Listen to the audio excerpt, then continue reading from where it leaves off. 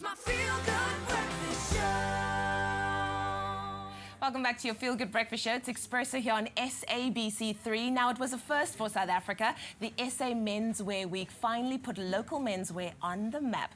Joining us in studio this morning is our fashion director, Miss Alexa Shafeme, and she's here to share some of her favorite shows and the key trends that were spotted on the runway. Miss Alexis, how much fun was Menswear Week? I mean, we saw a snippet of it on the show, but what were your favorite collections?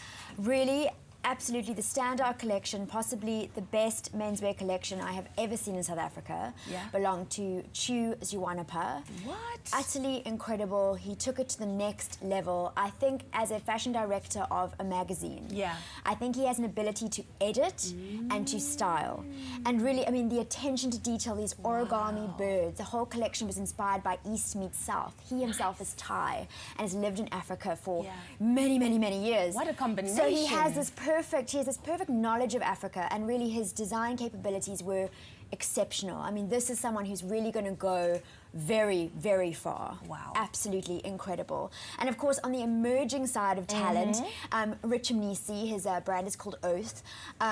He's such a passionate young man, and he really does love his craft, and he's got an eye for it. I always describe his collection as now, or so current, which sounds like you're throwing the word away, but it is. You know, this is what we're seeing in London, this is what we're seeing in New York. You know, he's tapped into that global streetwear market so well. Incredible prints, love the pops of color as well. The only thing that I found quite strange was the jackets. No. Did you see where the jacket kind of was that hot? Shape. That is the shape. It's cocooning, it's oversized, it's taking that sports look and just pushing the boundaries on it. Really exceptional. Another great new talent, Lekanyo Ndingi. Incredible use of texture. I think texture is something we're seeing a lot more of in fashion. So it's a very subdued color palette, but just really bringing in those wintry textures. The belted sleeveless jacket there, just really, really great. Again, you know, the editing of this was great. The tailoring, the accessories were brilliant. You know, it was a really cohesive collection. Genevieve Lyons as well. Really beautiful prints. I mean, go online, have a look at these close up. Exceptional digital prints there, really, really beautiful. What I love about all of these collections is if I didn't know that this was a local runway, I would think it was somewhere on an international And that's run. where we need to kind of be. You know, yes, we are African, which is amazing, but we need to also be global. Augustine, speaking of global, again, this goes back to this athletic sports street look. Augustine are a super edgy menswear label from Joburg. They usually do great leather pieces.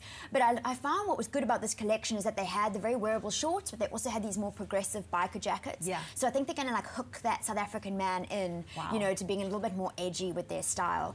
And of course, you know, the old masters, Craig Port also had some Eastern inspiration in his collection. I chatted to him after the show, and he said that he was inspired by his son's karate uniform, which I just thought was such a beautiful source of inspiration. And you can see these amazing wrap obi belts that he had. And Roald Reader, who was inspired by a trip to through Africa.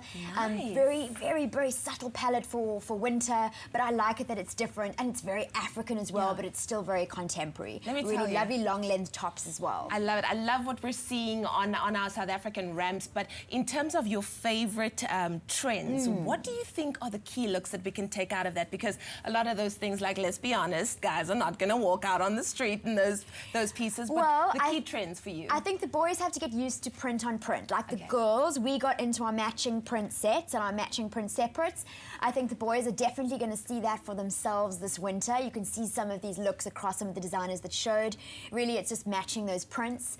And then, you know, sports apparel, shorts. Shorts were definitely a key look. Short shorts, though? No, you can see here, they're more on the knee. Above the knee, Lucky Luke did show some shorter ones as well, but it's definitely more of a sporty, looser fit.